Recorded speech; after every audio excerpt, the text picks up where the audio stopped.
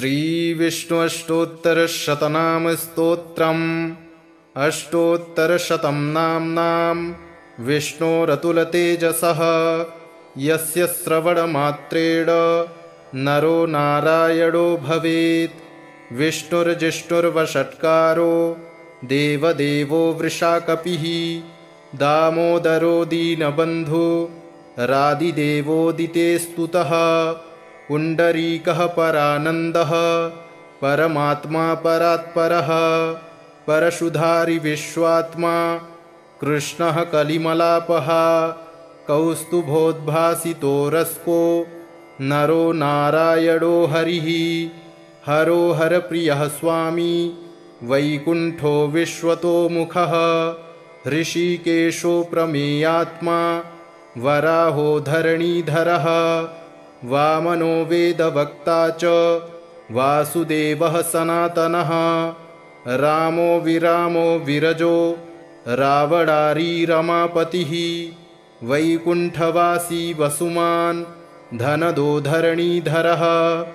धर्मेशो धरणीनाथो ध्येयो धर्मभृतांवरः सहस्रशीर्षा पुरुषः सहस्राक्षः सहस्रपात्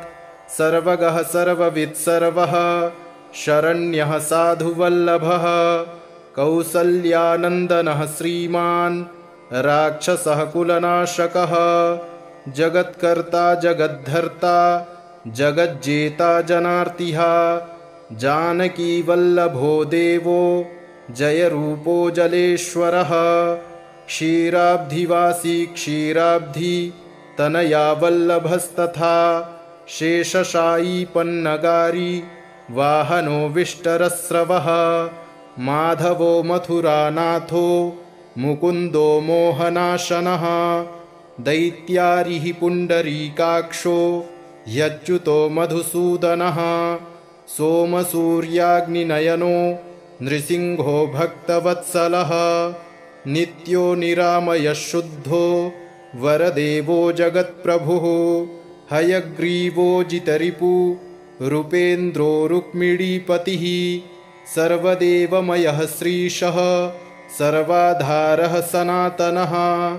सौम्यः सौम्यप्रदः सृष्टा विश्वक्सेनो जनार्दनः यशोदातनयो योगी योगशास्त्रपरायणः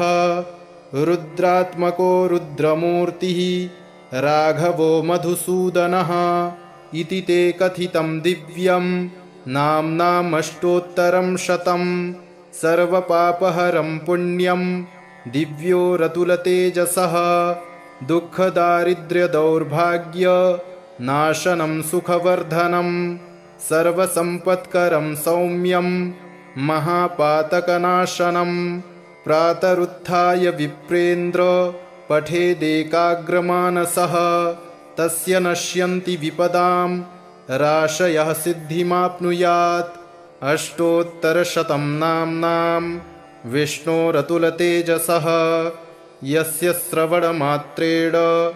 नरो नारायणो भवेत्। विष्णुर्जिष्णुर्वषट्कारो देवदेवो वृषाकपिः दामोदरो दीनबन्धु रादिदेवोदिते स्तुतः। पुण्डरीकः परानन्दः परमात्मा परात्परः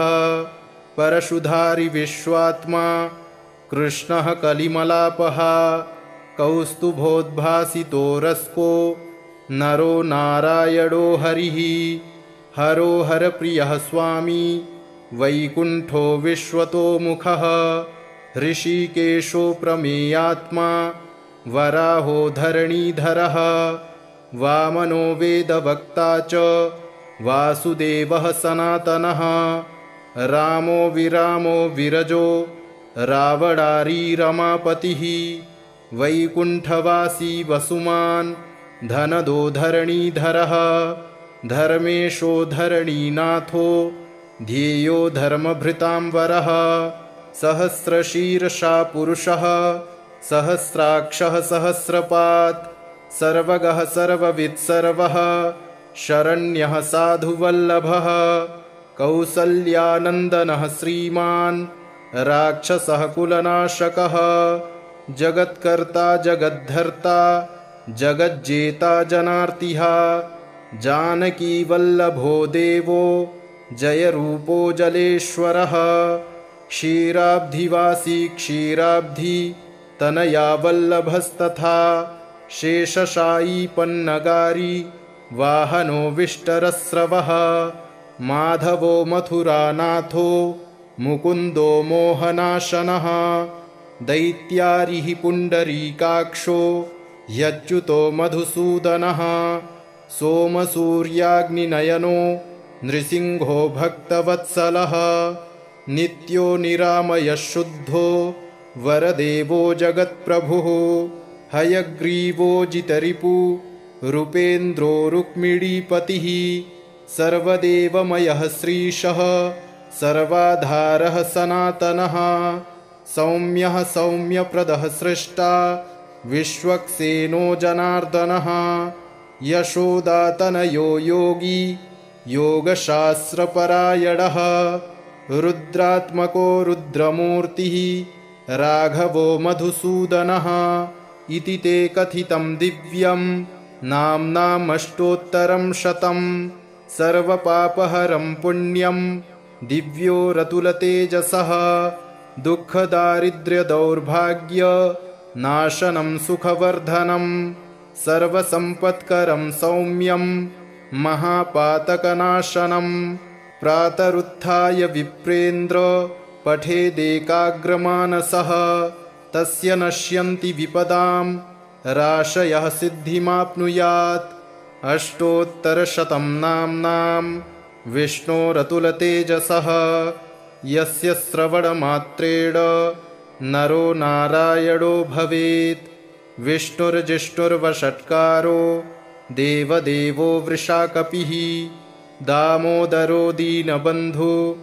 रादिदेवोदिते स्तुतः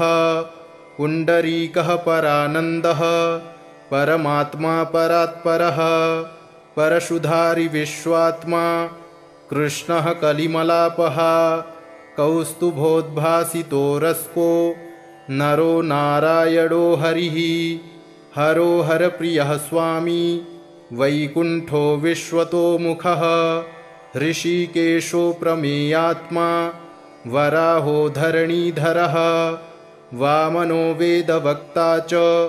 वासुदेवः सनातनः रामो विरामो विरजो रावणारी रमापतिः वैकुण्ठवासी वसुमान् धनदो धरणीधरः धर्मेशो धरणीनाथो ध्येयो धर्मभृतांवरः सहस्रशीर्षा पुरुषः सहस्राक्षः सहस्रपात् सर्वगः सर्ववित्सर्वः शरण्यः साधुवल्लभः कौसल्यानन्दनः श्रीमान् राक्षसः कुलनाशकः जगत्कर्ता जगद्धर्ता जगज्जेता जनार्तिः जानकीवल्लभो देवो जयरूपो जलेश्वरः क्षीराब्धिवासी क्षीराब्धि तनया वल्लभस्तथा शेषशायी पन्नगारी वाहनो विष्टरस्रवः माधवो मथुरानाथो मुकुन्दो मोहनाशनः दैत्यारिः पुण्डरीकाक्षो ह्यच्युतो मधुसूदनः सोमसूर्याग्निनयनो नृसिंहो भक्तवत्सलः नित्यो निरामयः शुद्धो वरदेवो जगत्प्रभुः हयग्रीवो जितरिपु रूपेन्द्रो रुक्मिणीपतिः सर्वदेवमयः श्रीशः सर्वाधारः सनातनः सौम्यः सौम्यप्रदः सृष्टा विश्वक्सेनो जनार्दनः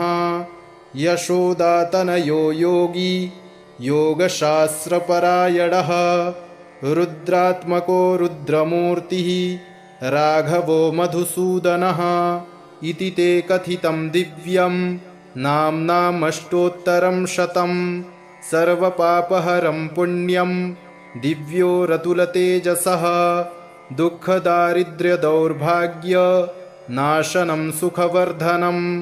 सर्वसम्पत्करं सौम्यं महापातकनाशनं